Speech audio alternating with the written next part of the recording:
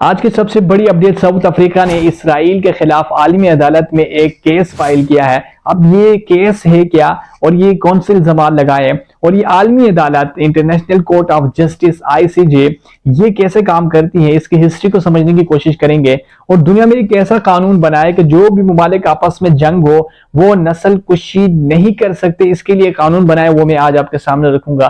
اور آخر میں کون سے ممالک ہیں جو اس ساؤتھ افریقہ کے اس جو مقدمہ درج کیا ہے اس کے خلاف ہوئے، کون سے ممالک ہے جو اس نے سپورٹ کیا ہے، تو آج کی ویڈیو میں ساری ہسٹری جاننے کی کوشش کریں گے۔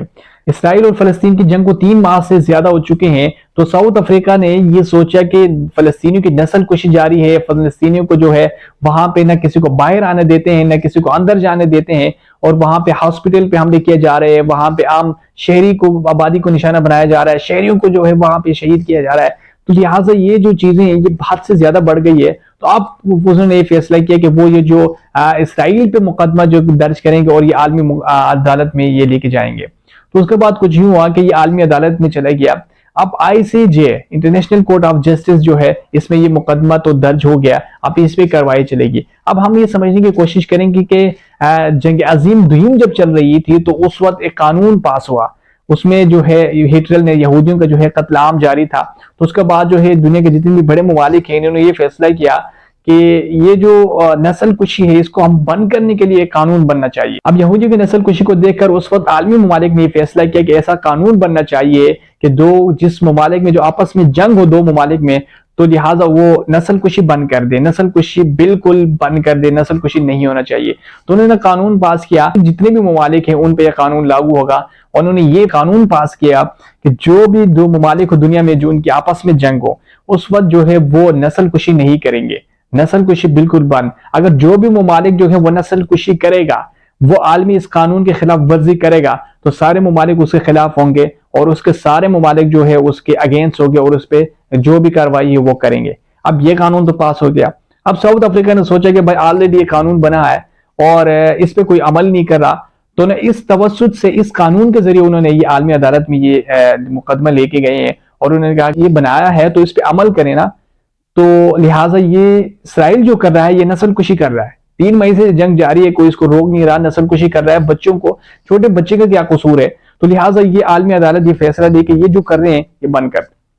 اب یہ انہوں نے مقدمہ کیا۔ اب اس کا اگینسٹ اسرائیل کا کیا ریئیکشن؟ اسرائیل نے یہ کہا ہے کہ بھائی نہیں، یہ تردید کی ہے کہ نہیں یہ غلط ہے، وہ تو ظاہری باتیں کرے گا نا، اس کے پاس کوئی جواب نہیں ہے۔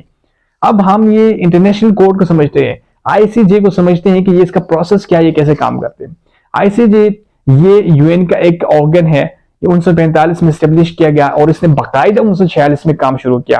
اگر اس کے ہیڈ کوارٹر کی بات کی جائے تو ہیڈ کوارٹر نیدرلینڈ میں دہیگ میں۔ اب بہت سارے کے ذہنوں میں یہ سوال ہے کہ یہ جو فیصلہ انٹرنیشنل کورٹ میں کرتے ہیں یہ کون ہوتے ہیں؟ اب UN کی جنرل اسمبلی میں جس جج کو زیادہ ووٹ ملیں گے وہ زیادہ ووٹ ملیں گے وہ اس کا جج بنے گا۔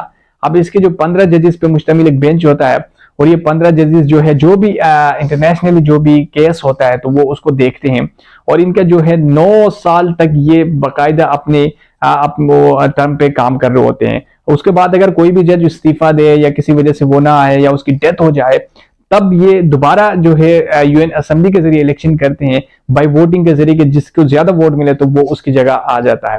تو یہ اس کا ایک پروسیس ہے جو چلتا رہتا ہے۔ یہ عدالت اس لیے ہے کہ جب دونوں ملکوں میں، کسی بھی دونوں ملکوں میں جب آپس میں اختلاف ہو اور دونوں ملکوں میں جب آپس میں جنگ ہو جائے یا کچھ بھی ہو جائے، وہ دونوں ملکوں کے جو آپس میں جو اختلاف ہے وہ اگر اتفاق نہ ہو سکے تو تب وہ عالمی عدالت میں جاتے ہیں اور عالمی عدالت میں جا کے مقدمہ دائر کرتے ہیں۔ یہ صرف جو ملکوں کے آپس میں جو اختلافات ہیں یا ملکوں کے جو آپس میں مقدمے ہیں، وہ جو سارے مقدمے ہیں وہ اس میں چلتے ہیں، عام شخص کے مقدمے یہاں پہ نہیں چلتے۔ بہت سارے ماہرین کہتے ہیں کہ ساؤتھ افریقہ نے جو کیس فائل کیا ہے، کیا یہ توقع ہے کہ عالمی عدالت یہ فیصلہ کر سکتی ہے کہ یہ بالکل بند کر دے؟ انہوں نے کہا کہ اس سے پہلے جتنے بھی فیصلے ہوئے ہیں تو ہمیں نہیں لگتا کہ عالمی عدالت یہ فیصلہ کر دے کہ فوری یہ جنگ بندی ہونی چاہیے اور فوری جو نسل کشی کر رہا ہے اسرائیل فلسطینی کی وہ بند کر دیں۔ ایسا نہیں ہو سکتا، وہ ایک نارمل سے آرڈر جاری کرتے ہیں، اور یہ بھی امکان ہے کہ یہ جو کیس فائل کیا ہے اس میں بہت زیادہ ٹائم لگتا ہے، کافی ٹائم لگتا ہے یہ فیصلہ آنے میں۔ اب یہ جو 2 چیزیں میں نے آپ کو بتائی، امید ہے آپ اس چیز کو سمجھ گئے ہوں گے کہ مقدمہ ہے کیا اور یہ عالمی عدالت کیسے کام کرتی ہے۔ اب اس کے بعد کچھ یوں ہوا کہ جب مقدمہ عالمی عدالت میں گیا تو بہت سارے ایسے ممالک ہے یو ایس سمیت، انہوں نے کہا کہ بھائی اس کو ریجیکٹ کیا، یہ الزامات صحیح نہیں ہے۔ اب اس کے باوجود OIC نے، فلسطینی نے کہا کہ یہ بالکل صحیح کیا ہے۔ اب یہ دیکھتے ہیں کہ فیصلہ کب تک آتے ہیں۔ تو آج کے لیے اتنا ہی، ملتے ہیں نیکسٹ ویڈیو میں۔ اللہ حافظ۔